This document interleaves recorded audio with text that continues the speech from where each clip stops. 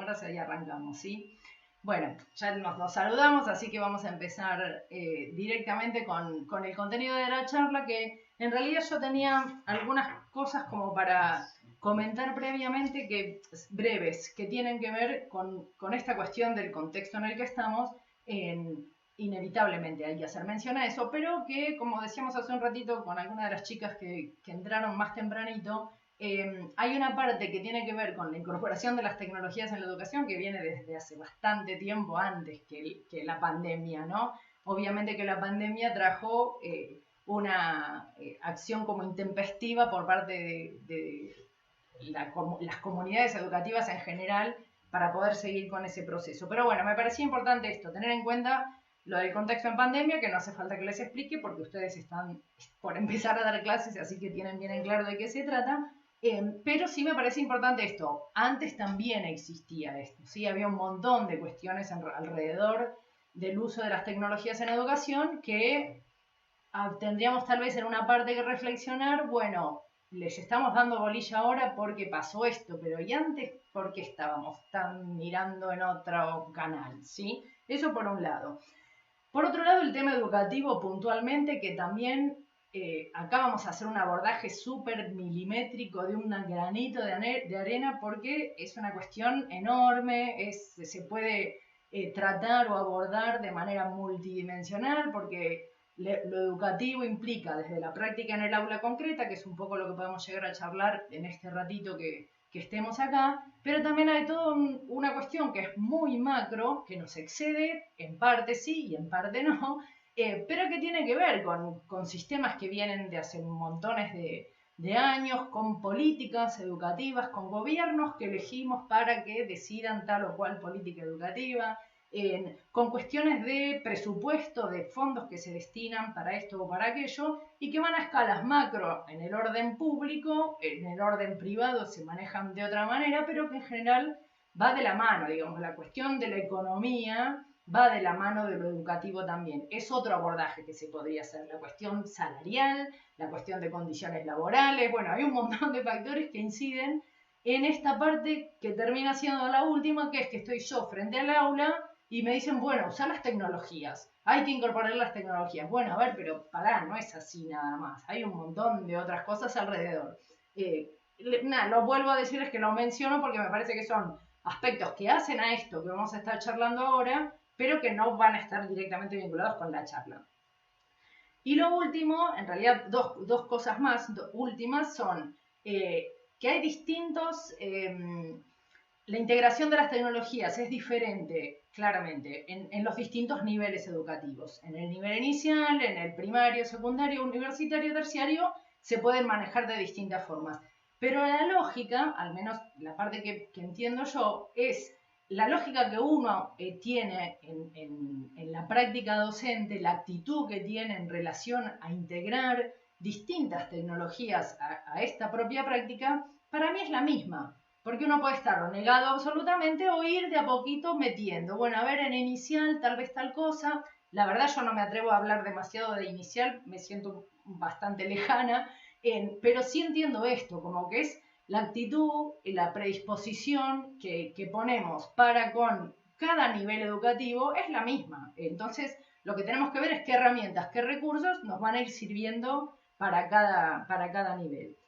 Y bueno, ahora sí lo último que les decía, y que esa parte también es muy importante, pero que no va a tener que ver con esta charla, que tiene que ver con la cuestión de disponer de los equipamientos, de la conectividad, que nosotros docentes podamos tenerlos y que los alumnos, alumnas, las familias, los estudiantes más grandes puedan disponer de ese equipamiento, que bueno, ahí estamos, me parece, nos va a faltar remar bastante más en dulce de leche a nivel nacional, y ojalá en algún momento se pueda medianamente equilibrar y que el acceso a estas posibilidades de aprendizaje pueda ser cada vez más mayoritario, ¿sí? Bien, me cayó la boca y arranco. Arranco con, a ver, esperemos que me funcione. Yo me traje un auricular para chequear el audio. Con esto.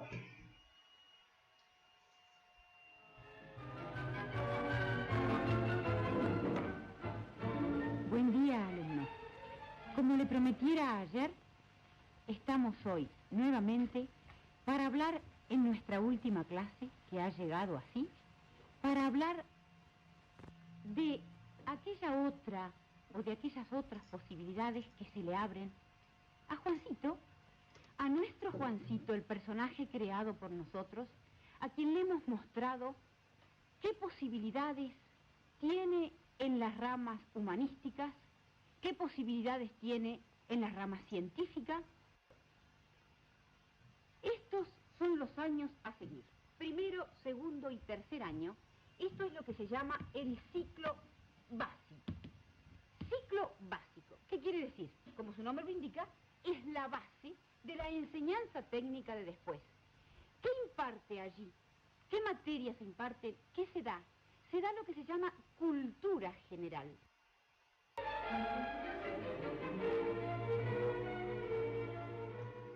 Bueno, díganme ustedes cuán lejos se sienten de este programa educativo que es del año 1966. Yo nací en 1966, o sea que es de hace 54 años, y que se llamaba Telescuela Técnica, que fue como revolucionario en el sentido en el que estábamos dando clases en las aulas y nada más, y de repente la tele permitía que en sectores rurales, por ejemplo, los estudiantes, los chicos, pudieran acceder a un contenido educativo, e inclusive les estaban explicando qué era, cómo funcionaba el sistema educativo. A ver, bueno, retrocedo un cachito porque la verdad es un hallazgo. Miren, la mujer cuando arranca, y los quiero ver a ustedes iniciando la videollamada. Buen día, alumno. Como le prometiera ayer, Hablando pausado. Estamos hoy nuevamente ¿Sí? Para hablar. Esperen que ingrese alguien más. Hablando pausado, teniendo esta. A ver, empiezo. Bueno, como digo, bueno, esa forma que, insisto, hace 54 años, esta tecnología que se llamaba televisión y se sigue llamando, la teníamos a disposición y pasó medio siglo, un poco más de medio siglo, y en general se repite este modelo en donde, como pueden ver, esta profesora avanza acá, está bien, estaba explicando cómo funcionaba la mecánica de seguir los estudios después de la primaria, ¿sí?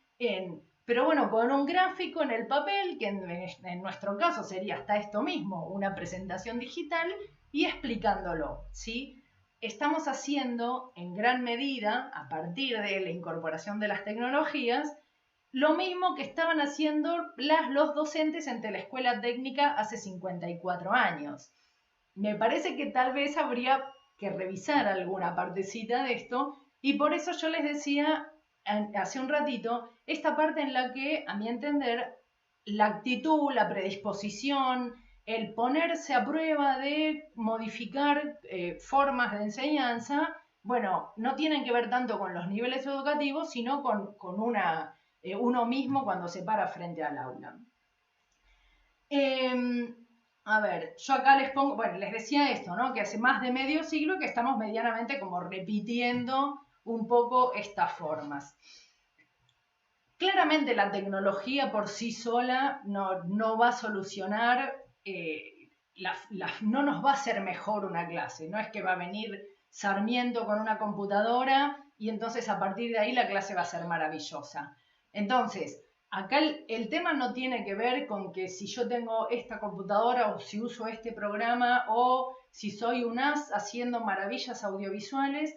Si yo después cuando me paro frente al aula, me paro en el sentido, lo pienso físicamente, me paro frente al aula, pero también lo pienso en este sentido virtual, o cuando estoy con el grupo en directo, que están todos juntos como estamos en este momento, o cuando yo estoy armando una clase virtual que la van a ver después con consignas, con contenidos, que esa es un poco la mecánica de una de las partes con la que se puede abordar esta modalidad de enseñanza, ¿sí? Cómo entonces la tecnología, así como ponemos ahí en el cuadrito con el meme de Sarmiento, no nos va a solucionar la clase, nada más porque estemos todos conectados, sino que tiene que ver con cada uno de nosotros.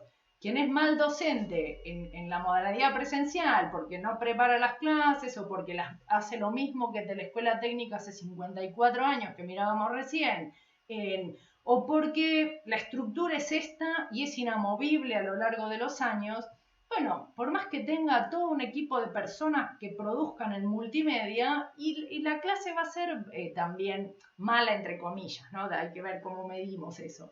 Y quien tiene esta predisposición de ser o más creativo, yo no soy una persona súper creativa, la verdad es que no me lo considero, pero sí tengo curiosidad, tengo interés, entonces como que vas mechando otras cositas y se va abriendo otra posibilidad para generar una clase que básicamente, que es lo que en general más se pone como no sé si es reclamo la palabra, pero como que más se pone en cuestión, que tiene que ver con motivar a las y los estudiantes, ¿no? Con tener a las y los alumnos, a las y los chicos que se queden en la clase con nosotros, que estén, no 3 horas dando la clase, porque tampoco es volcar el contenido presencial tal como estaba a la clase virtual, pero sí mantener motivadas a las chicas, porque eso también lo dice la pedagogía, y ustedes que han hecho carrera docente lo deben tener bastante preciso. La motivación de los grupos, de cada uno, es un factor clave en que incorporen conocimientos, experiencias, prácticas, etc. Entonces, la pregunta es, ¿está la práctica docente en jaque a partir tal vez de la pandemia, a partir tal vez de la incorporación de las tecnologías? Y yo, bueno, no solo yo, digamos, algunos autores que he leído a partir de la especialización que hice en lo que es educación y tecnología, y creo que en educación en general, entiendo que sí, entiendo que hay un formato, un modelo educativo que tampoco es que lo vamos a revertir de un día para el otro, pero que viene desde hace décadas, vuelvo al ejemplo de Telescuela Técnica, y que se sigue manteniendo, que una parte tiene que ver con esta cuestión del enciclopedismo, que es que los grupos, las chicas, los chicos sepan, bueno, dice esto, aprende, que se traspase así, que sea transpositivo. Yo le estoy diciendo esto, es lo que tenés que aprender. Y que aprendan, guarden y sepan. Tienen que saber esto, como una gran enciclopedia. Cuando fue tal cosa, listo, que conté. Y que esa sea la mecánica, el objetivo de alguna manera del proceso de enseñanza-aprendizaje. Esa es una parte. La parte que tiene que ver también con lo de la cuestión expositiva o centralizada. Pensando en la educación en esto, expositivo, bueno, hay partes de los contenidos que uno va a dar en donde es expositivo, que hablas y explicas, expones un tema adelante del grupo o en la clase.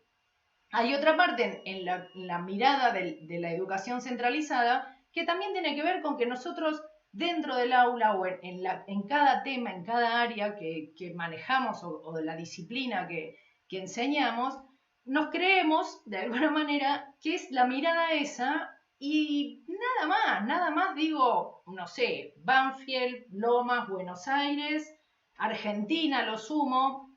Tal vez pensar en algún otro país de Latinoamérica, que es una región en la que estamos todos, de América en general, del mundo oriental, de hacer alguna referencia que además de que los nenes de 7 años en Argentina hacen tal cosa, bueno, ¿y qué hacen los nenes de 7 años chinos con este tema? Bueno, descentralizar, y en esto las tecnologías claramente con Internet tienen una incidencia bastante determinante, abrir ese campo, porque también es algo en donde ya las y los chicos están metidos. Y bueno, ahora vamos a hacer alguna mención en relación, por ejemplo, a los videojuegos online, están metidos con pares de otros países, pero en las aulas solo estamos nosotros.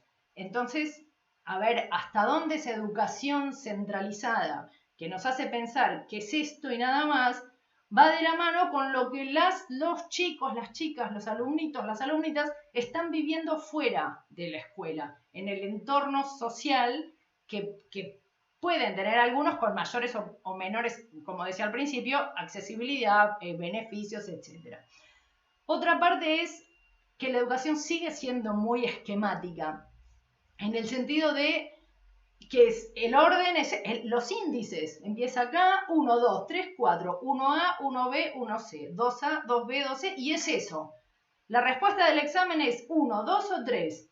Entonces, ese concepto también de que la escuela queda en este esquema, la enseñanza, lo que yo estoy transmitiendo, queda en este esquema y nada más, y también está yendo por fuera de donde la gran mayoría de niños, niñas, adolescentes están moviéndose y que va muy de la mano del mundo digital, del mundo tecnológico, en donde en simultáneo están operando con distintos programas a la vez, chateando con otros, intercambiando cosas.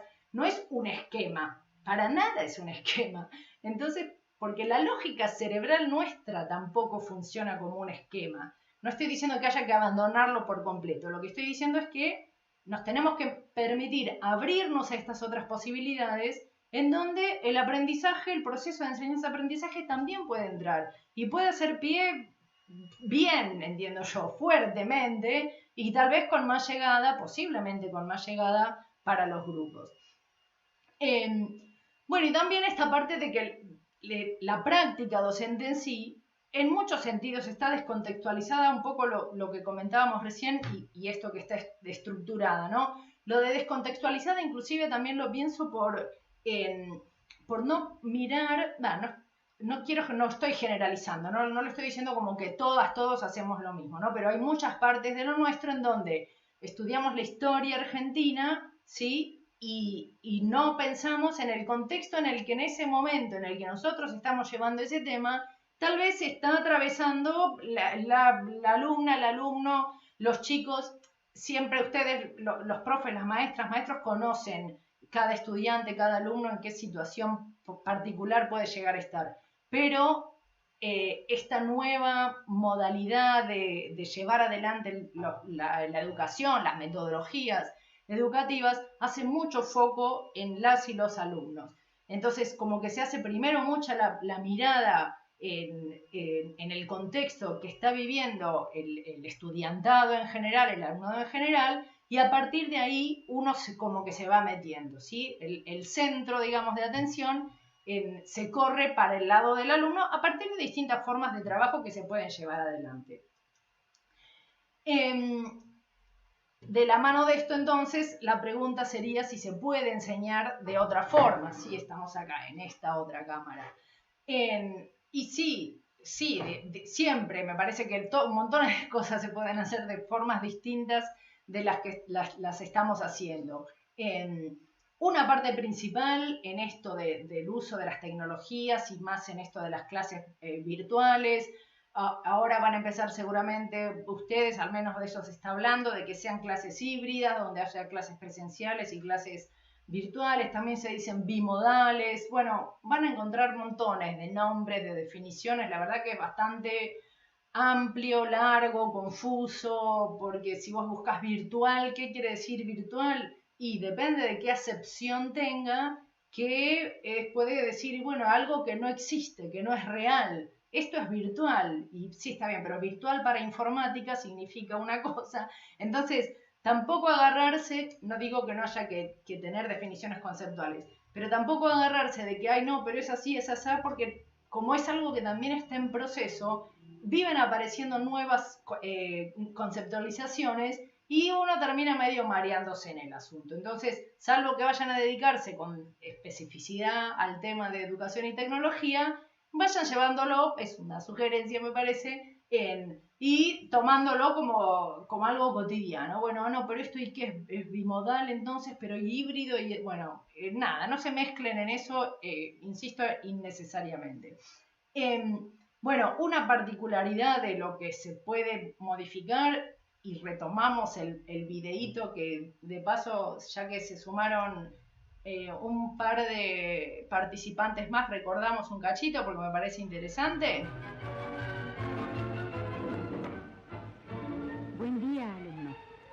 Como le prometiera ayer, estamos hoy nuevamente para hablar en Telescuela técnica, ¿sí? Hace 54 años.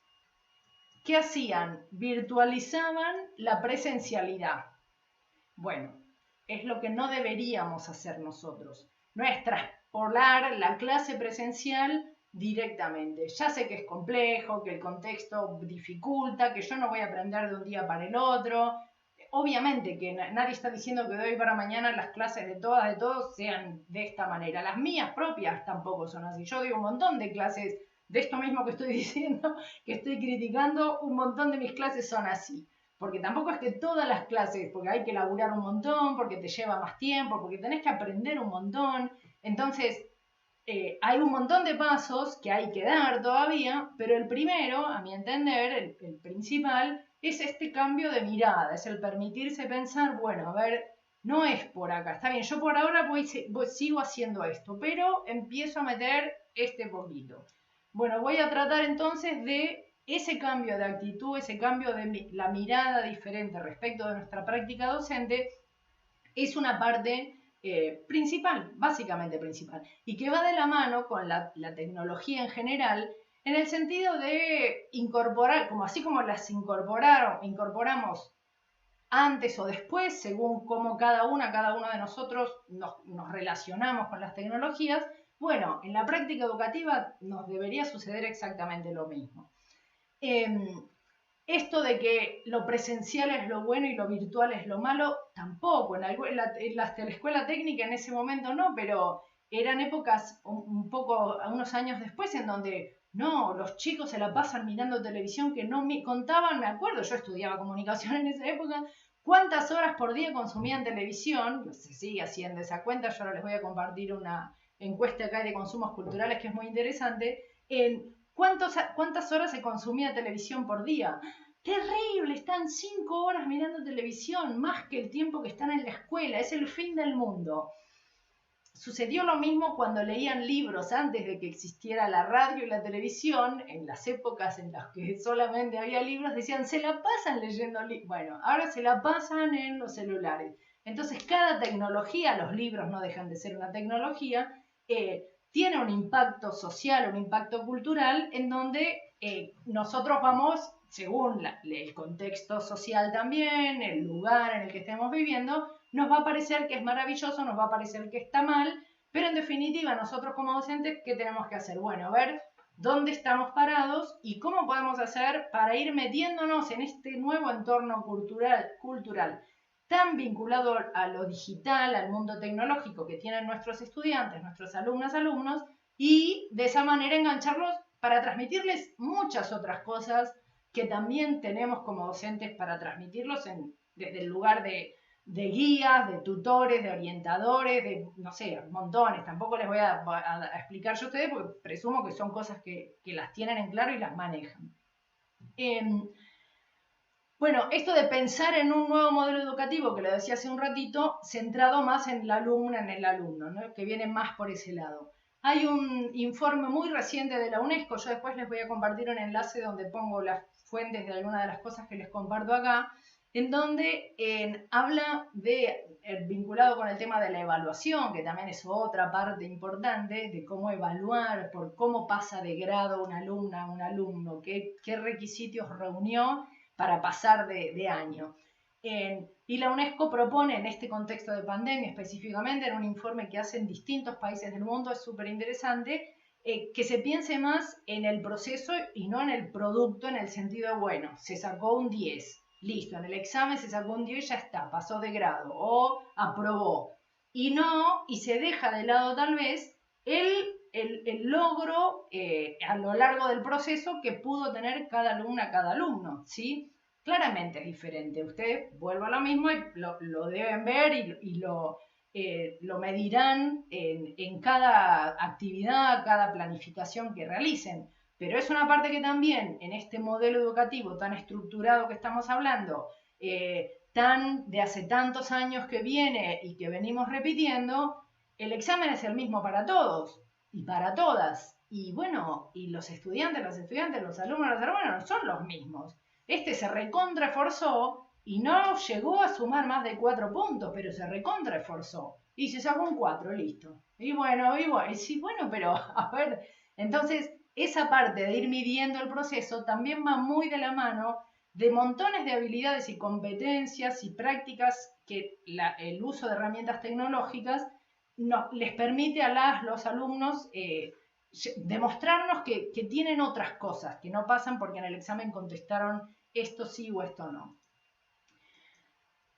Una parte de todo esto, y que estábamos mencionando antes, tiene que ver con el aprendizaje fuera de la escuela, que tenemos que pensar en este vínculo educación y tecnología, esta cámara, si la cámara me acompaña, bueno, en este vínculo entre educación y tecnología, tenemos que pensar en cuánto infinidad de contenidos llega a nuestros alumnos, nuestras alumnas fuera de la escuela. Eso no sucedía, ¿sí?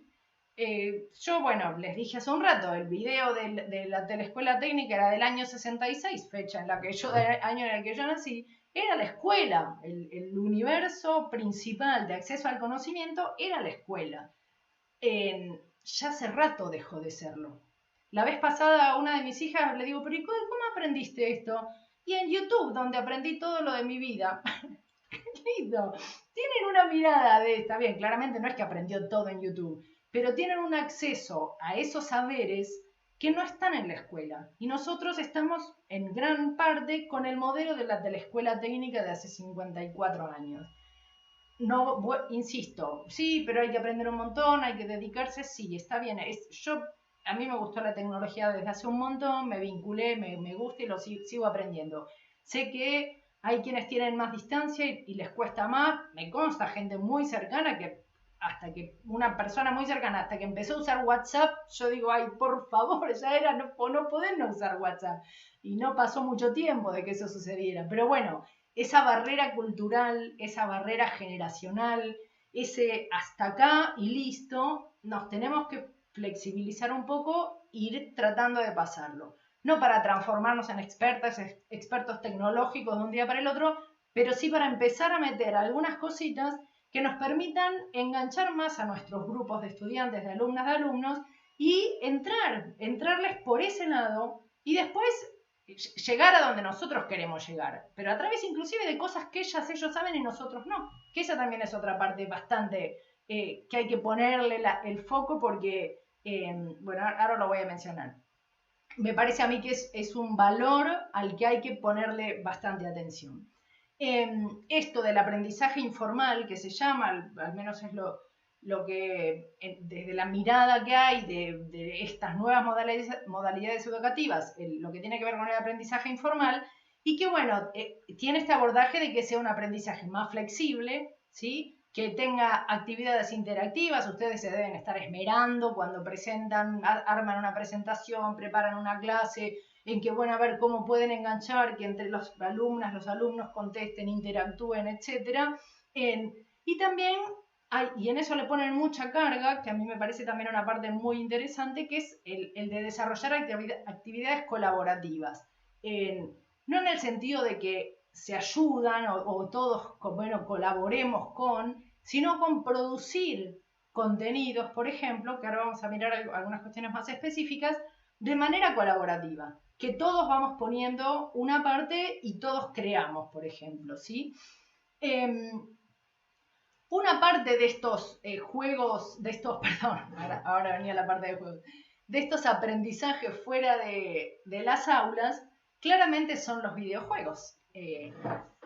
Estamos a años luz en Argentina todavía de que suceda que los videojuegos sean materiales didácticos educativos como lo fueron los libros.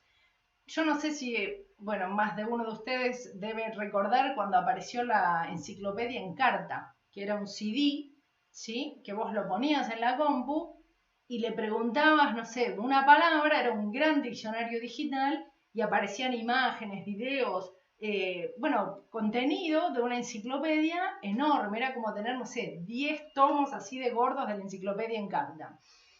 ¿Dónde está la enciclopedia?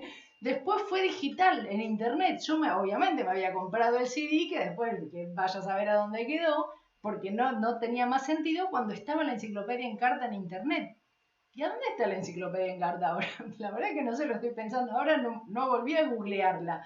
Pero dejó de ser lo que era, porque la tecnología también tiene esa desventaja, que van pasando lo que se llaman las innovaciones tecnológicas, y ahí hay también mucha influencia del mercado interesado en vender, yo ahí tengo bastante mis reparos, los videojuegos ahí están metidos a pleno, obviamente, pero bueno, tiene que ver con estas innovaciones, como en ese momento fue la enciclopedia en carta, hay toda una movida importantísima en el uso de videojuegos para el aprendizaje. Vuelvo a decirles, en Argentina estamos bastante lejos, hasta que esto llegue, creo que va a llevar bastante tiempo, pero bueno, ¿qué pasó con esto de la pandemia? La industria de la educación, que la hay, y con esto más todavía, con la de la educación a distancia, está poniendo un montón de dinero porque eso les va a dar dinero. Así como Meet te cobra, Google te cobra para que uses la videollamada, fulanito bueno, todos terminan ganando algún dinero. Imagínense millones y millones y billones de personas estudiando en el mundo a distancia, es una inversión que seguramente les va a dar dinero. Y ahí, si bien los videojuegos vienen de la mano del entretenimiento originalmente, de a poco se va llevando a la industria educativa para eso, venderlo y que terminen nuestros estudiantes, alumnos, aprendiendo a través de videojuegos. Ya sucede, no estoy diciendo que no suceda, pero yo he visto algunas, no sé, aplicaciones que se hacen a nivel local y va un tipito caminando, saltando, y los pibes, las pibas juegan al pim, pim, pum, pum, pum, pum, toman decisiones por segundo en ni sé, los juegos, el FIFA mismo, los juegos de fútbol, nada más, que son inversiones multimillonarias. Bueno, esa escala es la que manejan nuestros grupos de estudiantes. Yo creo que los nenes ya de 8, 7, 8, no tengo nenes chiquitos, pero tienen en claro cómo funciona esa lógica de los videojuegos, de estos videojuegos ágiles, y en la escuela estamos ajenos totalmente a ese contexto. Ahí esta encuesta que les estoy compartiendo acá es de consumos culturales, es del año 2017, hace 3, casi 4 años, ¿sí? Y ya indicaba, lo hacen los gobiernos, está en internet, después les comparto el enlace, les decía, ya en esa época, fíjense el porcentaje, la rueda más grande era de la cantidad de gente que jugaba en general, una encuesta, no recuerdo qué cantidad, pero lo hicieron en todo el país. Alrededor del 20% usaba videojuegos, pero fíjense la franja de chicas, chicos, ¿sí? De 12 a 17 años. Ya entonces era cercana al 60%. Hoy, ¿cuál va a ser ese resultado? Imaginemos que no llegue al 100, que esté en el 80.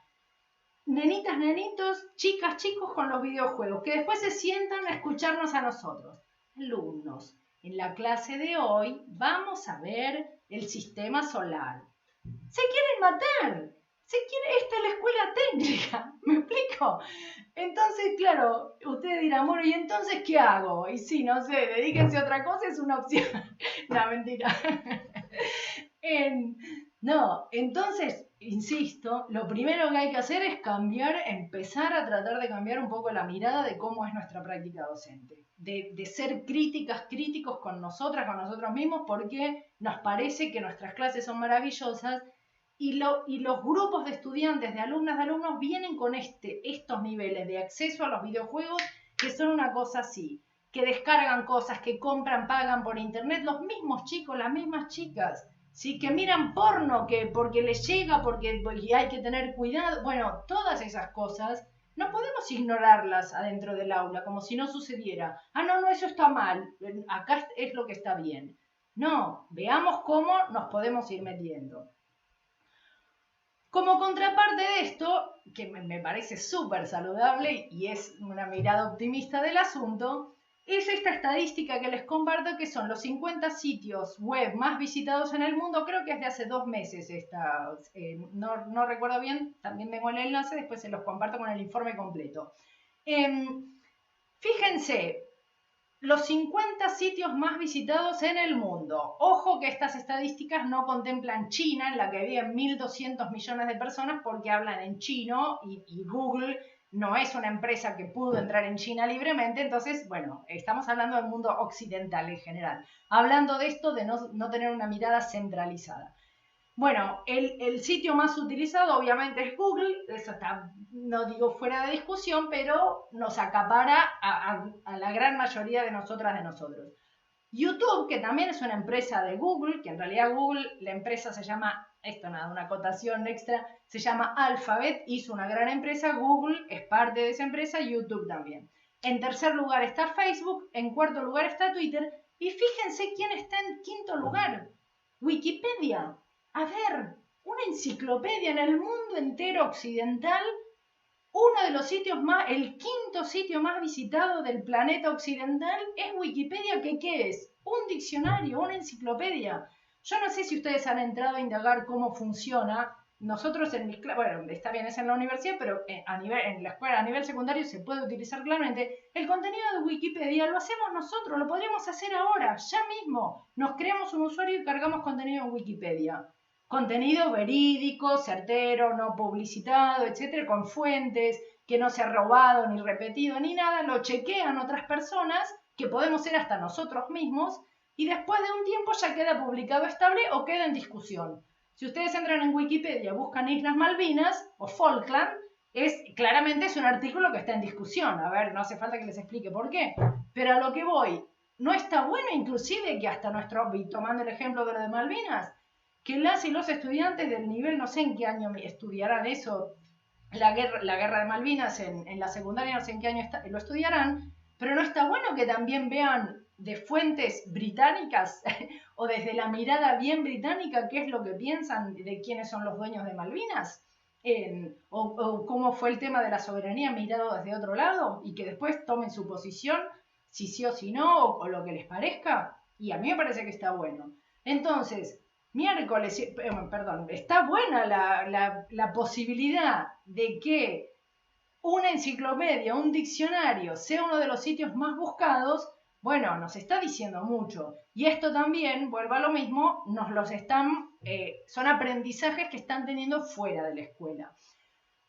Una acotación sobre los sitios siguientes, bueno, Instagram, Baidu es a China, ahí está, es el principal, vendría a ser el Google chino, Baidu. Bueno, Yahoo, y después, bueno, videos para adultos de porno, que también ese es otro detalle no menor. Hay en realidad, sí, es un investigador, un estudioso, un especialista en comunicación, primero, que se llama Carlos Scolari, después se vinculó mucho con el tema de comunicación y educación, y mucho con comunicación digital. Sí, que se llama Carlos Scolari. Es un señor que es argentino, de hecho es de Río Gallegos, pero hace muchos años que vive en el extranjero. Primero vivió muchos años en Italia, creo que ahora está en España, bueno, no importa, hizo su carrera, digamos, académica de investigador en Europa, pero es argentino. Y tiene un grupo de investigación junto con otros investigadores de otros países europeos que hicieron un estudio súper interesante en escuelas secundarias, sí, son de nivel secundario, creo que los últimos años de primaria y mitad de secundaria, entre adolescentes para ver qué es lo que están consumiendo los adolescentes, las adolescentes en los medios, ¿sí? ¿Qué uso hacen de los medios en general, en esto de los celulares, de los videos, de las redes? Yo acá les muestro la ruedita grande, así en general, y acá voy a intentar mostrárselas en chiquitito. Porque para mí acá es una parte, a ver, creo que se llega a leer, sí.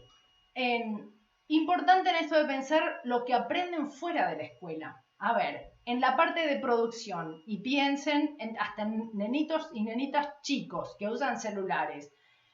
Piensen cómo evaluamos y qué evaluamos nosotros y qué es lo que están haciendo ellos. Crean y modifican producciones escritas, ¿sí? Cuando hacemos actividades, por ejemplo, dentro de la escuela también puede ser eso. Usan software y aplicaciones de escritura. El WhatsApp es una aplicación de escritura, claramente.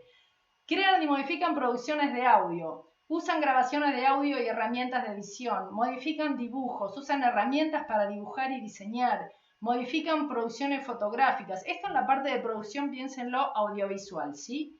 Les muestro la parte de abajo de la ruedita. En lo que tiene que ver con usar códigos y herramientas TIC. Las manejan más de una vez mejor que nosotros. Crean y modifican videojuegos. Usan herramientas para creación, modificación. Crean cosplays y disfraces. Los cosplays son los que se visten como personajes de animes, por ejemplo, de cualquier personaje en realidad. Reconocen y describen. Si vos le preguntás a cualquier nena, nene, chico, chica, che, ¿cómo se juega al FIFA de nuevo, se me viene a la memoria, no importa. Y vos tenés que, bueno, te explican, te describen, y si vos lo indagás, ya desarrollaron esa habilidad. No la habilidad o la competencia en lo que a nosotros nos parecía que dentro del aula debía ser, pero la tienen. Lo que tenemos que hacer es lograr que esa descripción, por ejemplo, que pueden hacer de un partido de fútbol virtual, nos la puedan traspolar a algún otro tema específico nuestro, de nuestra clase. Evalúan y reflexionan, aplican, juegan videojuegos, bueno, rompen las normas, hacen trampa claramente, pero saben que hay unas normas, unos reglamentos y salen de ahí. Esto lo están haciendo por fuera de la escuela, ¿sí? Les muestro el otro, esperen que me deje pasar acá, ahí, acá arriba. Participan en las redes sociales, acá. Colaboran, coordinan y lideran. Ustedes deben, a ver si tienen hijas, hijos, vieron cómo juegan cuando están en equipo, en algún partido, en algún juego de algo, y que, no, agárralo, no, escondete, no, ponete, no, pero fíjate por allá, agárralo de la derecha, levantá la masecita, no, ponete atrás de la plantita. Bueno, eso, aunque uno diga que están jugando, sí están jugando, pero también están coordinando y liderando el equipo de juego de ese momento. Le enseñan a los otros, a las otras chicas, chicos, nenas, a cómo se juega. Ay, a ver cómo es, vení, ves, tenés que poner, no, así no. Enseñan mejor que nosotros. Entonces, hay un montón de habilidades, competencias que ellos ya están desarrollando, que ya las tienen y que en la escuela tal vez no les estamos poniendo atención. Autogestionan, gestionan la identidad propia, que bueno, ese es un tema en redes bastante importante. Gestionar sentimientos y emociones propias, la frustración, hablando de juegos, por perder o que te maten. Piensen, a ver, me mataron, ¿de qué estamos hablando? Bueno, ese es otro tema también más interesante para charlar en años superiores. Bueno, la gestión de archivos y algunas cuestiones más técnicas también, y reconocen y describen, habíamos mencionado recién, en la parte de competencias de ideología y ética. Evalúan y reflexionan, saben qué está bien y qué está mal. Si uno se pone a pensar, pero ¿jugás a matarlo al otro? Sí, pero es un juego, pero igual lo estás matando al otro. Hay un montón de contenido interesantísimo desarrollado con juegos violentos en esta mirada que tienen las adolescentes, los adolescentes, y cómo inclusive las cuestiones culturales que se transmiten y que se conocen a partir de estos juegos, por ejemplo, entre los musulmanes y los cristianos en otras fronteras que no tienen que ver con nuestras vidas cotidianas, pero que bueno, también un montón de chicas, chicos aprenden desde fuera de la escuela a través de los juegos, ¿sí?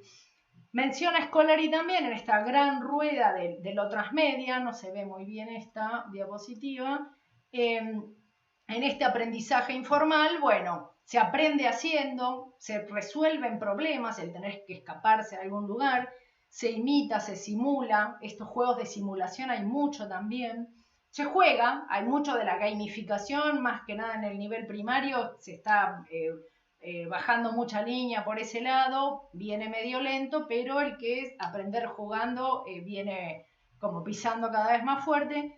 La forma de evaluar, esto que hablábamos hace un ratito, de ir como pensando y repensándola, y bueno, y a partir de lo que es la enseñanza específicamente.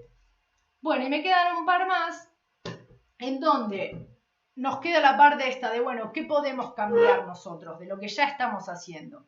Y vuelvo de nuevo, no al informe de la UNESCO que les comentaba hace un ratito, que es del año 2020, sobre educación y pandemia y tecnologías, sino a un informe de la ONU, ¿sí? Que saben que es la Organización Nacional en realidad es en inglés, es la sigla, de las Naciones Unidas.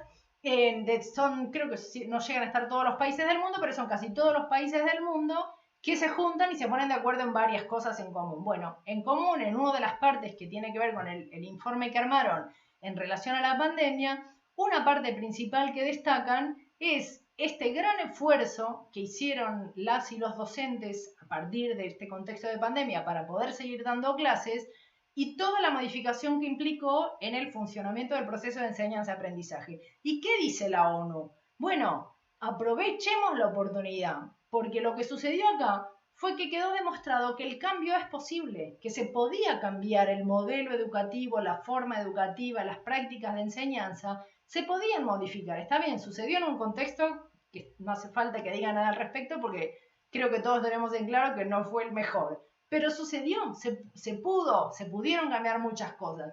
Entonces la ONU dice, bueno, valora todo este esfuerzo que hicieron las y los docentes y nos dice, aprovechemos esta oportunidad, que sea para poder avanzar en este proceso de cambio de a poquito. No es que, insisto, de un día para el otro nos van a quedar unas clases maravillosas. Y en esta parte de, bueno, de qué cosas nosotros podríamos cambiar, lo que les vengo mencionando hace un ratito es esto, lo de la barrera cultural y la barrera generacional, es importante. Más la gente que las que tenemos de 40 y pico para arriba, a veces es como que, epa, no. En cambio ya las edades que son generaciones más jóvenes vienen con otra predisposición hacia la tecnología por una cuestión de que ya había tecnología, este tipo de tecnología, prácticamente no digo cuando nacieron, pero cuando eran más chicas, más chicos, sí. Entonces, esta predisposición, esta actitud hacia el cambio tecnológico para poder insertarlo, integrarlo en nuestra práctica docente, es clave. A mi entender, es clave. Que cada uno tenemos nuestros tiempos, sí, y vuelvo a decirles que me consta una persona muy cercana, años, pero mira, tal cosa, sí, no, sí, cuando descubría cada cosa decía, pero esto está buenísimo, y sí, te lo dije hace 2 años, bueno, o sea, miren, me estoy acordando una cosa que viene justo como anillo al dedo y que no tiene que ver nada con esta charla, pero yo hace como 10 años, durante unos pocos meses, trabajé en un banco en la provincia del Chubut haciendo prensa. Yo era periodista y lo primero que hice fue abrir un correo de Gmail del banco y una cuenta de Twitter, que en esa época era Twitter nada más. Bueno, no se usaba mucho, ni daban bolilla, bueno, listo, quedó en el olvido. Hace 3 días me escribe la chica que está encargada de prensa hoy en el Banco del Chubut diciéndome, Silvina, vos abriste la cuenta de Twitter del banco porque no la queremos habilitar. No sé. Hace 10 años que el banco no tenía, o sea, no usó Twitter y recién ahora se dan cuenta, bueno, es una institución, un banco, pero ahora como es que imagínense que son personas que evidentemente no tenían esta predisposición hacia la tecnología. Bueno, la parte que nos toca específicamente creo que es esta, de adquirir competencias digitales, que tiene que ver con poder aprender a utilizar herramientas, pero también para saber para qué las vamos a usar. No es que aprenda a usar un video y listo, a editar video y listo, sino, bueno, ¿para qué la voy a usar? ¿Por qué voy a usar video? ¿Por qué le voy a dar para que las chicas, los chicos hagan ellos el video, ellas? ¿Para qué? ¿Qué sentido tiene? Y eso viene de la mano de la lógica, de la planificación de nuestra currícula, de nuestros contenidos, ¿sí? Bueno, repensar esta propia práctica en el aula, que también lo decía hace un ratito yo también, reflexionar y ser autocríticos al respecto, probar y equivocarse. Hay que equivocarse, hay que permitirse equivocarse delante de las y los estudiantes. Ay, no, tienen razón, esto no era así. O decir, no lo sé, que nos ayuden ellos en esta parte del uso de tecnologías. Para mí hay que dejar que fluya por ahí. Miren, me parece que tenemos que ver este tema. ¿Qué les parece a ustedes cómo se podría hacer o qué se les ocurre? Y podríamos hacer un videíto de no sé, bueno, yo no sé hacer video ni editar ni nada. Yo sí, señor, a mí me sale bárbaro. ¿Y qué lo hagan ellos? ¿Tengo que aprender todo? No tengo que aprender a hacer todo yo. Porque es imposible cuando uno está ya en la cosa cotidiana, encima aprender a hacer todo. Pero aprovechemos lo que ya saben ellas, lo que ya saben ellos. Volquemos para el otro lado la carga, en algunos casos, no siempre, obvio, y que venga la parte de lo que nosotros no sabemos, que nos enseñen, las chicas, los chicos, vuelvo a lo mismo, los nenitos de 6, 7, bueno, 6 no sé, pero 7, 8, 9, sí, manejan un montón de cosas, y ni que hablar más grandes, ¿no? Entonces, esta predisposición, este cambio de actitud hacia las alumnas, los alumnos, los chicos, las chicas, pedir ayuda a nuestros pares docentes también, claramente, que también a veces uno, por no mostrar que no sabe, se calla la boca. No, mostremos que no sabemos, porque no sabemos. No sabemos. Yo a mis hijas les vivo mandando, che, acá cómo hay que hacer en Instagram. No, tenés que poner, y no, pero ¿y esto qué quiere decir? Me mandan un meme que ellas se mueren de la risa y yo digo, ¿y cuál es el chiste? Bueno, hay que aceptar ponerse en ese lugar porque es lo que sucede directamente, ¿sí? Bueno, y esto, decir no sé cuando no sabemos algo, claramente es la parte, no sé, de que va de la mano de la autocrítica, que tal vez no es fácil, depende de la personalidad que tengamos cada uno, pero que en estos tiempos me parece que es válida y habilita un montón de cosas favoreciendo lo que es el proceso de enseñanza y aprendizaje que nos permite utilizar las tecnologías para dar nuestras clases. Bueno, hasta acá llegó mi exposición. Esperen que vuelvo para este lado. Acá estoy.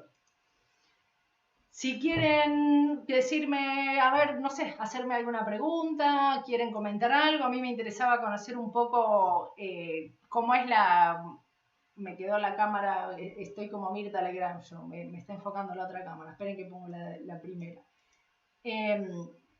¿Cómo es la experiencia que en general han tenido, tienen con el uso de las tecnologías y cuál es la principal traba en realidad? ¿Qué es lo que más les cuesta para usarla en las clases?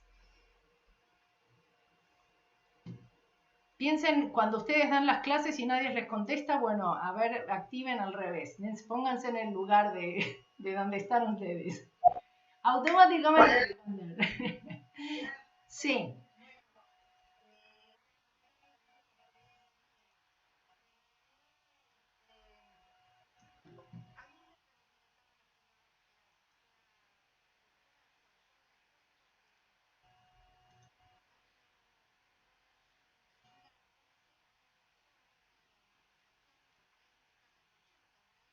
sí, más.